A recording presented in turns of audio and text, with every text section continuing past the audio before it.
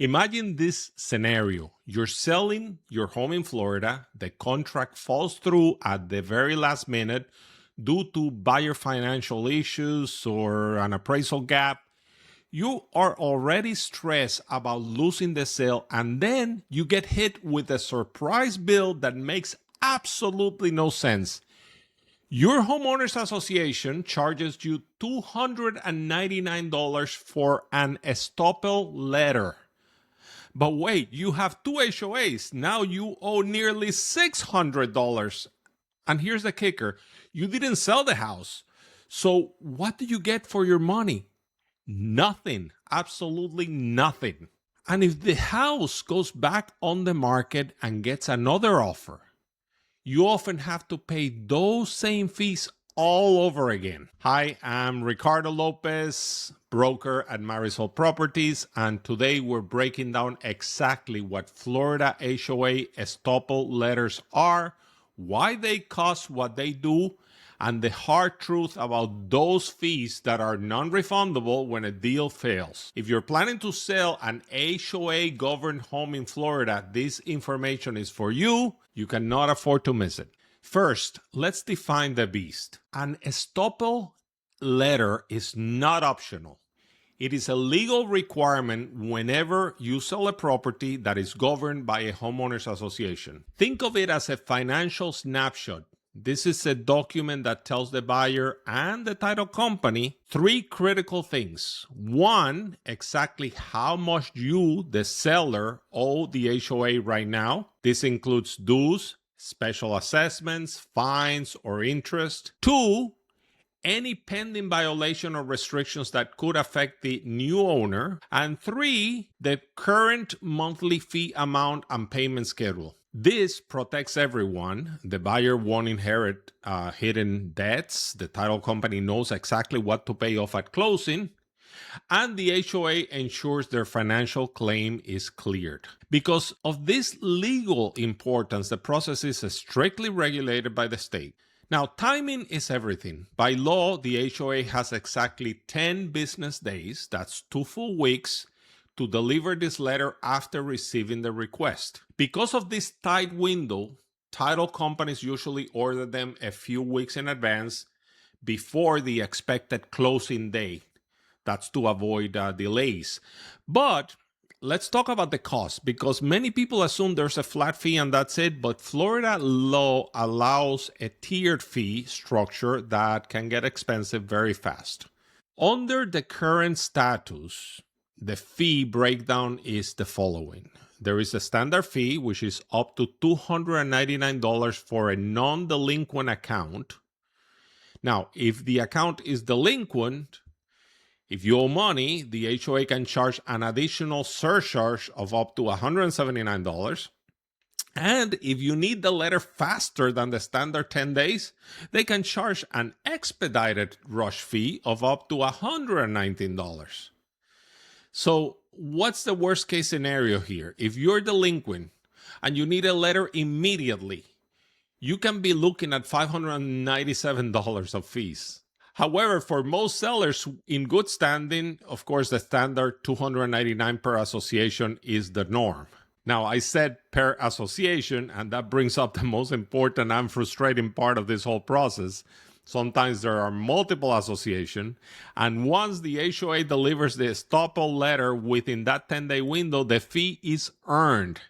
Florida law does not require an HOA to refund the fee. The title company very often pays the fee because they are expecting to collect it from you at closing. The HOA will refund them, but then they turn around and they send you a bill whether the buyer loses their loan approval, backs during the inspection, and if the Estoppel was already ordered or the appraisal comes in low. If it was ordered and they did it, the HOA feels that they have already done the work, they verify your account, they generated a legal document, and they send it to the title company. That labor, as simple as it is in most cases, entitles them to collect the fee. I experienced this firsthand recently with a client. Their contract fell through due to financing issues. They had two separate HOAs on the property. Each of them charged $299. That was almost $600. And they lost it because they lost the contract. My client asked me, Ricardo, what am I getting for $600? I had to say nothing. You got nothing. The deal failed. So the letters were void. There's nothing you can do about it. But you have to pay those invoices that you got from the HOA. And the pain didn't stop there, because when the house went back on the market and we found a new buyer, the old Estoppels had expired. We had to order brand new ones. My client paid another $600 at the second closing. In one transaction cycle, they lost $1,200 just to satisfy the legal requirements for the letters. Now, it may have taken the HOA just a couple of minutes to click and issue those letters, but they still had to pay $1,200.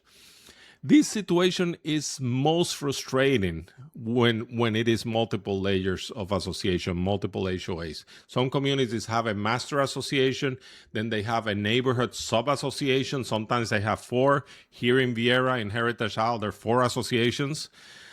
Each of them can charge $299 each time. And condo buildings with unit level and building-wide governing bodies, they charge multiple associations as well. Every single entity requires its own separate letter and charges its own fee, which by law they can charge $299. Two HOAs means $600 minimum. Three HOAs, that's about $900. And if the deal falls through and you try again, you double that cost. For investors that are flipping houses or owners who might face multiple offers that don't close, these fees represent genuine financial risk. It is not uncommon to see sellers burn through thousands of dollars in non-refundable administrative fees before finally finding a buyer who closes. So, how do you protect yourself? You can't change the law, but you can change your strategy. Now, the first strategy is timing. And that's really what you need to do. You tell your agent, you tell your title company, do not order the Estoppel letters the moment you go under contract. You wait 15 days before. They got to time it correctly so it doesn't delay the closing either. Order the letters so that they are there. They can take up to 2 weeks. If you want to be aggressive, 2 weeks before. But the title company needs a little bit of time to, figure everything out. So it's all timing.